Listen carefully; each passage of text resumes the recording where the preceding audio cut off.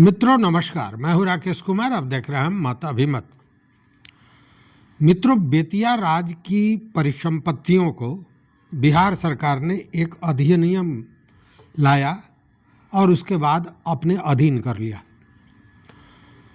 और आप जानते हैं कि उस समय लगभग 15,000 एकड़ 15,500 एकड़ जमीन निकला था बेतिया राज्य का, जो सूची बेतिया राज्य प्रबंधन द्वारा राजस्व परिषद को, मतलब आप ऐसे समझिए कि कोर्ट ऑफ वार्ड्स जो राजस्व परिषद है उसके पास यह सूची थी।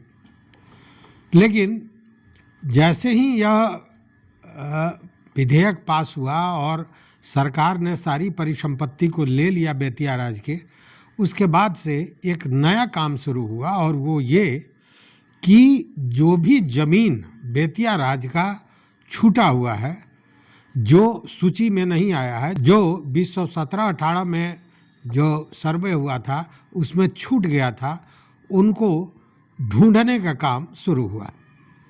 आप जानते हैं कि राजस्व परिषद के अध्यक्ष सह सदस्य के पाठक हैं, और के पाठक किस तरह के पदाधिकारी हैं, कितने काम के प्रति जागरूक हैं, ये आप जानते हैं। और इसका सीधा उदाहरण आप देख सकते हैं शिक्षा विभाग में। शिक्षा विभाग में उनके आते ही एक हड़कंप पहुंच गया था। जो शिक्षक 6-6 महीने से स्कूल नहीं गए थे, वो स्कूल के बगल में किराए पर घर लेकर बच्चों को पढ़ाना शुरू कर दिए थे। इस कदर उनका प्रशासन होता है, उनका शासन होता है। और आपको याद होगा कि जब भारी विरोध हुआ था के पाठक का, और के पाठक को शिक्षा विभाग से हटाकर राजस्व परिषद के अध्यक्ष सदस्य के रूप में स्थानांतरण हुआ था, तो सारे लोग एक ही बात कहते थे कि भाई उनको तो शिक्षकों से लड़ने का, शिक्षकों का विरोध वो झेल नहीं पाए और उनको सेंटिंग पोस्ट में भेज दिया गया। चूँकि राजस्व परिषद में बहुत सीनियर पदाधिकारी होते हैं और उसमें ये माना जाता था कि राजस्व परिषद में वैसे ही लोगों को भेजा जाता है जो वहाँ पे बैठकर समय गुजारें। और आप उस दिनों का वीडियो उठाकर मेरा देख लीजिएगा। हमने कहा था कि अगर नीतीश कुमार ने के पाठक को राजस्व परिषद में भेजा है तो इसके पीछे कोई बहुत बड़ा कारण होगा, चूँकि के पाठक जैसे पदाधिकारी को ऐसे ही सन्टिंग पोस्ट पर भेजने का काम की गलती कम से कम नीतीश कुमार नहीं करेंगे। और मेरा वो कहना मात्र 2-3 महीने के बाद ही पूरा हो गया, जैसे बेतिया राज्य के जमीन का विवाद शुरू हुआ। अब के पाठक, आपको याद होगा कि 6 राजस्व पदाधिकारियों को एक साथ भेजे बेतिया राज्य में और उनको सारा काम दिए। वहाँ के एडीएम सह बेतिया राज्य प्रबंधक हैं अनिल कुमार सिन्हा, उनकी देखरेख में सारा काम होने लगा। और इसी दौरान जो मैंने कहा कि जैसे ही सारी परिसंपत्तियों को सरकार ने अपने अधीन लिया, कि सबसे बड़ा पहला काम के पाठक का या राजस्व परिषद का यह था कि जितना भी जमीन बचा हुआ है, जो चूक हो गई है, जो सर्वे में नहीं आया है, वैसे जमीन को खंगाल के निकालना। और वही काम हो रहा है। उसके कोषागार में, बेतिया राज्य के कोषागार में जितने भी दस्तावेज थे, उसमें से बहुत से दस्तावेज ऐसे हैं जो रख रखाव के उसमें लगभग समाप्ति के कगार पर थे। सारे दस्तावेजों को खंगाला गया, उनको डिजिटल किया जा रहा है, उनका प्रबंधन किया जा रहा है सुरक्षित करने के लिए। और इसी दौरान लगभग 1608 एकड़ जमीन निकला। पूर्व में जो 15,358.60 एकड़ जमीन जो बेतिया राज्य ने अपनी सूची में दिया था, उसके अलावे 1608 एकड़ निकला था। ये पिछले महीने की बात है। और उसके बाद फिर 1100 एकड़ जमीन अब निकला है।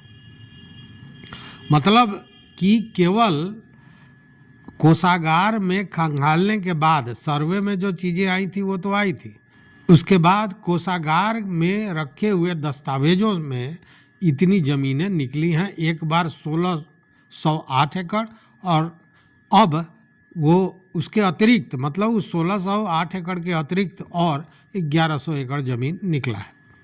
अगर सारे ज़मीन को जोड़ लें तो सबसे पहले था 15,358, उसके बाद 1608, उसके बाद 1100 एकड़ ज़मीन, मतलब कुल 18,066.60 एकड़ ज़मीन बेतिया राज का अब तक निकल चुका है। तो इतनी ज़मीनें निकल चुकी हैं और अभी लगातार कोषागार के दस्तावेजों को खंगाला जा रहा है। इसको लेकर आज के पाठक की अध्यक्षता में, जो राजस्व परिषद के अध्यक्ष सदस्य हैं, एक बैठक भी हुई है और उस बैठक में जितने भी ज़िले हैं जहां बेतिया राज की ज़मीन है उसके जिलाधिकारी भी उपस्थित थे, वर्चुअल रूप से, मतलब वीडियो कॉन्फ्रेंसिंग के साथ वो भी जुड़े थे और एक बैठक, समीक्षा बैठक की गई है। देखिए, इन सारे चीज़ों के पीछे जो सबसे बड़ा कारण है वो उसका खुलासा मैं कर दूं कि जो ज़मीन सरकार ने ले लिया है उस पर आप जानते हैं कि 50% से ज़्यादा ऐसा ज़मीन है जो अतिक्रमित है और उस अतिक्रमण को हटाना निश्चित रूप से दांतों लोहे के चने चिबाने जैसा स्थिति है। मतलब ये बड़ी चुनौती है कि उस अतिक्रमण को हटाया कैसे जाए। दूसरी बात कि सरकार को क्या कहते हैं, कल्याणकारी सरकार, मतलब सरकार जनता के हितों की रक्षा करने के लिए कार्य करती है। वैसे में ये जो अतिक्रमित ज़मीन है उसमें बहुत से लोग ऐसे हैं जो आपको कह दें कि भूमिहीन है, उनके पास कोई आसरा नहीं है, तब उन्होंने उस ज़मीन पर अपना झोपड़ा बना लिया।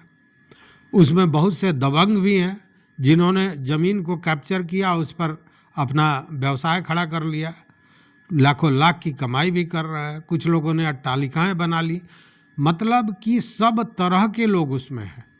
भूमिहीन भी हैं जिनके पास कोई आसरा नहीं, तो उन्होंने देखा कि यह ज़मीन पड़ी हुई है, वो झोपड़ी बना लिया।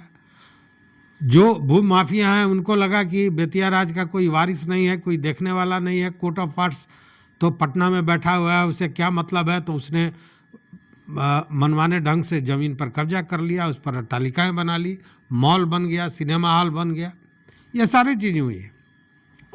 तो इसको हटाना निश्चित रूप से टेढ़ी खीर है और हटाना तो है। और सेनापति कौन है, तो सेनापति है के पाठक, तो के पाठक तो बाज आएंगे नहीं।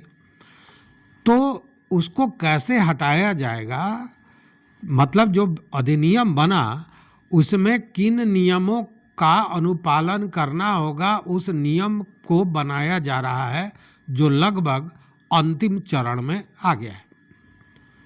अब राजस्व परिषद यह चाहता है कि यह जो नियमावली लगभग तैयार है इसको संपुष्टि के लिए भेजा जाए, या यूँ कहें कि इसको फाइनल किया जाए। इसके पहले बेतिया राज के एक एक इंच ज़मीन को खंगाल के निकाल लेना चाहता है राजस्व परिषद, और इसीलिए ये सारी कवायद चल रही है।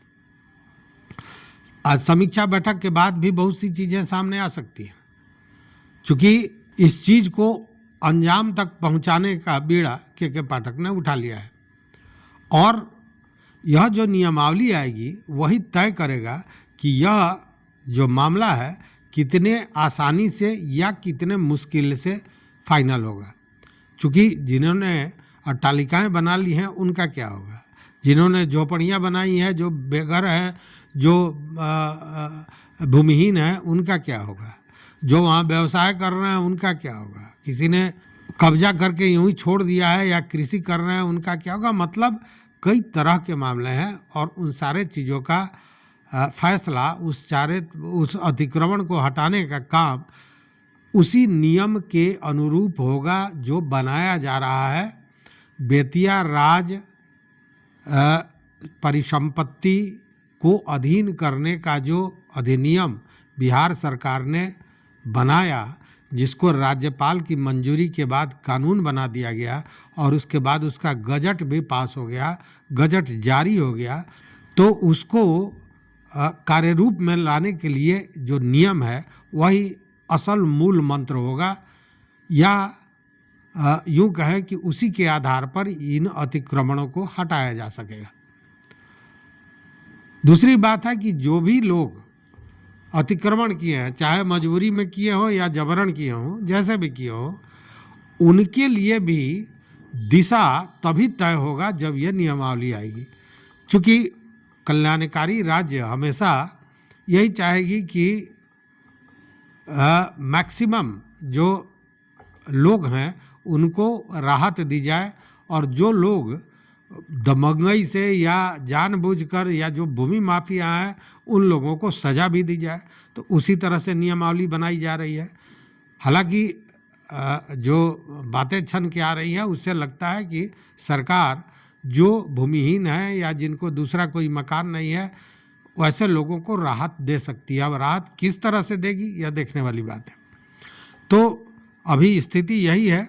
आप जानते हैं कि तो अभी स्थिति यही है, 15,500 एकड़ जो ज़मीन था अब वो बढ़कर 18,066 एकड़ ज़मीन हो चुका है। उसके अलावा यूपी में भी ज़मीन है। अगर जिलावार देखें तो पश्चिमी चंपारण में अब ये ज़मीन बढ़कर लगभग हो गया है 12,842 एकड़, जो पूर्व में था 9,758 एकड़। केवल मैं बात कर रहा हूँ अभी पश्चिमी चंपारण की। उसी तरह पूर्वी चंपारण में अभी 5,320 एकड़ ज़मीन है। गोपालगंज में 35 एकड़ से ज़्यादा ज़मीन है। सिवान में 7 एकड़ ज़मीन है। पटना में 4 एकड़ से ज़्यादा ज़मीन है। सारण में 88 एकड़ ज़मीन है और यूपी में 143 एकड़ ज़मीन है। तो यह खंगाला जा रहा। अब देखिए कि ये प्रथम चरण में 1608 एकड़ निकला, दूसरे चरण में जब खोज हुई तो 1100 एकड़ निकला। अब आगे क्या होता है और कब तक यह नियमावली बनकर आता है उसके बाद चीज़ें स्पष्ट हो सकेंगी। तो ये नया अपडेट था, तो मैंने सोचा कि आपके साथ शेयर किया जाए। तो इस वीडियो में बस इतना ही। देखते रहिए मत अभिमत। मित्रों, चैनल पर नए हो तो सब्सक्राइब कीजिए, लाइक कीजिए, दोस्तों के साथ शेयर कीजिए और अपना विचार जरूर दीजिए। बहुत बहुत धन्यवाद। कोटिशः आभार।